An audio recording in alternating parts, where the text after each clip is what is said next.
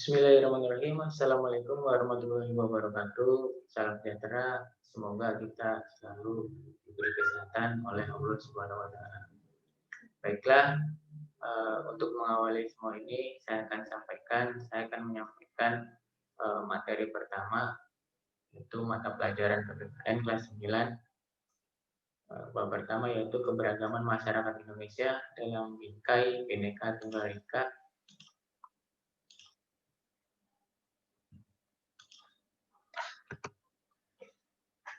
Sebelum saya menyampaikan atau menjelaskan tentang bab pertama ini, yaitu tentang keberagaman masyarakat Indonesia dalam bingkai Bhinneka Tunggal Ika, saya akan sampaikan kompetensi dasarnya pada bab ini, juga tujuan pembelajarannya. Kompetensi dasar pada bab ini, yang pertama, menghormati keberagaman suku, agama, ras, dan antar golongan di masyarakat sebagai pemberian Tuhan Yang Maha Esa. Yang kedua, mengutamakan sikap toleran dalam menghadapi masalah akibat keberagaman tersebut. Yang ketiga, menganalisis prinsip persatuan dalam keberagaman suku, agama, ras, dan antar golongan, sosial, budaya, ekonomi, dan gender dalam bingkai Bhinneka Tunggal Ika. Yang keempat, kompetensi dasar yang keempat, mendemonstrasikan hasil analisis prinsip persatuan dalam keberagaman suku, agama, ras, dan antar golongan tersebut. Itu adalah kompetensi dasar dari materi ini. Nah, selanjutnya tujuan pembelajaran dari materi ini adalah, setelah mempelajari materi ini, siswa diharapkan yang pertama dapat menjelaskan arti penting persatuan. Yang kedua, memahami prinsip persatuan dalam keberagaman. Yang ketiga, mengidentifikasi permasalahan keberagaman suku, agama, ras, dan antar golongan dalam masyarakat. Tujuan pembelajaran yang keempat, dapat mengidentifikasi pencegahan konflik dalam keragaman yang dapat dilakukan. Itu adalah tujuan pembelajarannya. Baiklah, saya akan memulai materi ini, yaitu tentang keberagaman masyarakat Indonesia dalam bingkai Tunggal Ika, dalam bingkai Bhinneka Tunggal Ika.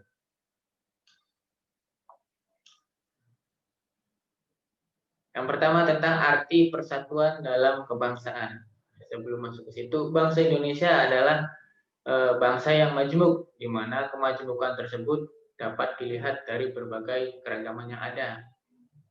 Artinya seperti keragaman suku bangsa, agama, ras, antar golongan. Keberagaman tersebut merupakan salah satu karunia Tuhan Yang Maha Esa. Sebagai wujud syukur kita atas karunia-Nya, maka kita sebagai masyarakat Indonesia dapat menunjukkannya dengan mempertahankan persatuan dan kesatuan tersebut. Ini arti persatuan dalam kebangsaan Indonesia. Yang pertama, persatuan.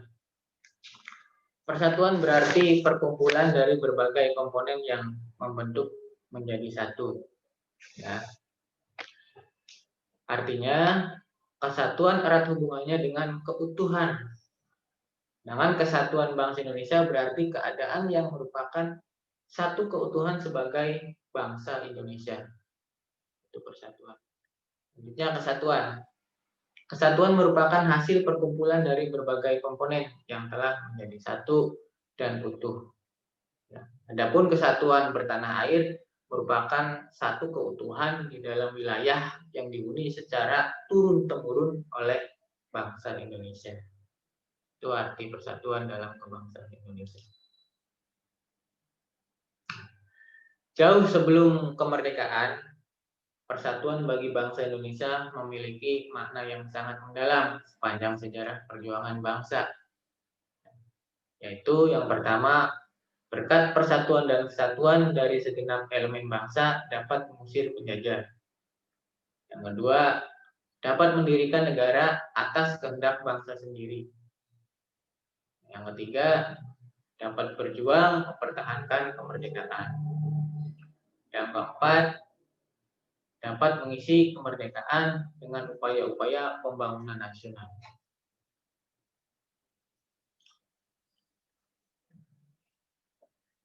Dalam Persatuan dan Kesatuan Bangsa Indonesia terdapat 3 makna penting.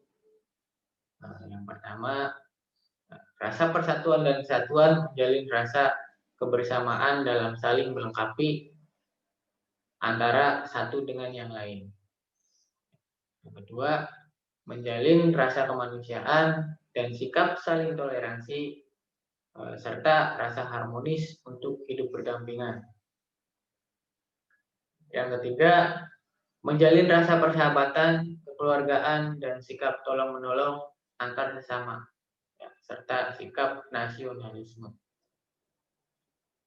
Itu arti persatuan dalam kebangsaan Indonesia. Selanjutnya, landasan dan faktor persatuan dan kesatuan bangsa Indonesia. Nah, ini ada landasan hukum persatuan dan kesatuan bangsa Indonesia. Yang pertama yaitu pembukaan UUD 45, Undang-Undang Dasar 1945, alinea keempat, yang dimana yang berbunyi dalam kutipannya, negara Republik Indonesia yang berkedaulatan rakyat dengan berdasar kepada Persatuan Indonesia. Itu kutipan dari pembukaan UUD 45 alinea 4. Landasan hukum persatuan dan kesatuan bangsa Indonesia yang kedua yaitu pasal 1 ayat 1 Undang-Undang Dasar 1945 yang menyatakan negara Indonesia adalah negara kesatuan yang berbentuk republik. Saya ulangi, pasal 1 ayat 1 UUD 45 menyatakan negara Indonesia adalah negara kesatuan yang berbentuk republik. Itu pasal 1 ayat 1 UUD 45. Landasan hukum yang ketiga yaitu pasal 30 ayat 1 yang menyatakan tiap warga negara berhak dan wajib ikut serta dalam usaha pembelaan negara. Pasal 30 ayat 1 UUD 45, saya ulang, tiap-tiap warga negara berhak dan wajib ikut serta dalam usaha pembelaan negara. Itu landasan hukum yang ketiga. Selanjutnya landasan hukum yang keempat yaitu pasal 30 ayat 2 UUD 45. Isinya adalah atau menyatakan syarat-syarat tentang pembelaan negara tersebut diatur dengan undang-undang. Syarat-syarat tentang pembelaan diatur dengan undang-undang. Jadi pasal 30 ayat 1 dan pasal 30 ayat 2 ini saling berkaitan. Nah, ini adalah faktor persatuan dan kesatuan bangsa Indonesia. Di antaranya ada 3. Yang pertama ada Sumpah Pemuda. Sumpah Pemuda ini merupakan sumpah yang menunjukkan kebulatan tekad seluruh pemuda Indonesia yang merupakan unsur utama perjuangan bangsa dalam pembelaan penjajah. Dalam isi rumusan Sumpah Pemuda tersebut terkandung nilai utama yaitu 1 tanah air, 1 bangsa, 1 bahasa Indonesia. Pasti kalian juga sudah tahu isi dari Sumpah Pemuda tersebut. Itu adalah salah satu faktor persatuan dan kesatuan bangsa Indonesia. Yang kedua adalah Pancasila. Nah, dalam Pancasila jelas disebutkan persatuan Indonesia. Persatuan Indonesia terkait dengan hak dan kewajiban hak asasi manusia mengamanatkan adanya unsur persatuan di antara warga negara dengan semangat rela berkorban menempatkan kepentingan bangsa dan negara di atas kepentingan pribadi atau golongan. Yang ketiga, semboyan Bhinneka Tunggal Ika. Pasti tahu ya apa itu semboyan Bhinneka Tunggal Ika, yang artinya walaupun berbeda-beda tetapi tetap satu tujuan. Intinya adalah adanya persatuan dalam berbagai perbedaan. Nah, perbedaan bahasa, ras, budaya, dan lain sebagainya tetap bersatu.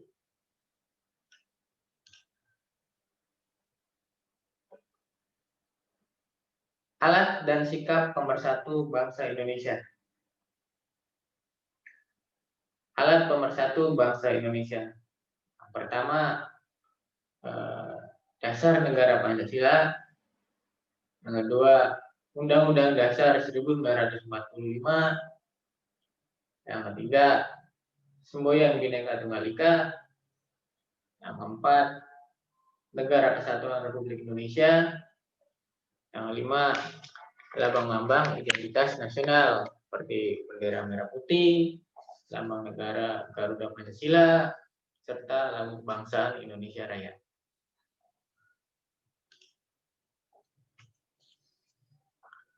Sikap pemersatu bangsa Indonesia. Nah, ini adalah berikut sikap yang perlu dikembangkan dalam mewujudkan persatuan dan kesatuan bangsa Indonesia. Yang pertama, tidak membeda-bedakan suku atau budaya lain. Yang kedua, tidak menganggap suku dan budayanya paling tinggi atau paling baik. Yang ketiga, menerima keragaman suku bangsa dan budaya sebagai kekayaan bangsa yang tidak ternilai harganya. Yang keempat, lebih mengutamakan negara daripada daerah atau suku masing-masing.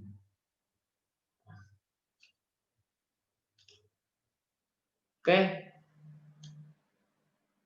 itu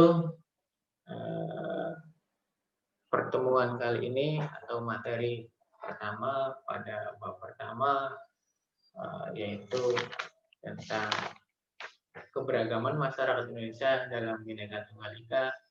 Sebelum saya akhiri, saya akan menyampaikan beberapa hal dulu terkait materi, yaitu nanti untuk materi berikutnya nanti saya akan sampaikan tentang prinsip persatuan dalam keragaman. Terus juga jangan lupa 3M, memakai masker, mencuci tangan, juga menjaga jarak. Saya akhiri. Wabillahi taufiq wal hidayah. Assalamualaikum warahmatullahi wabarakatuh.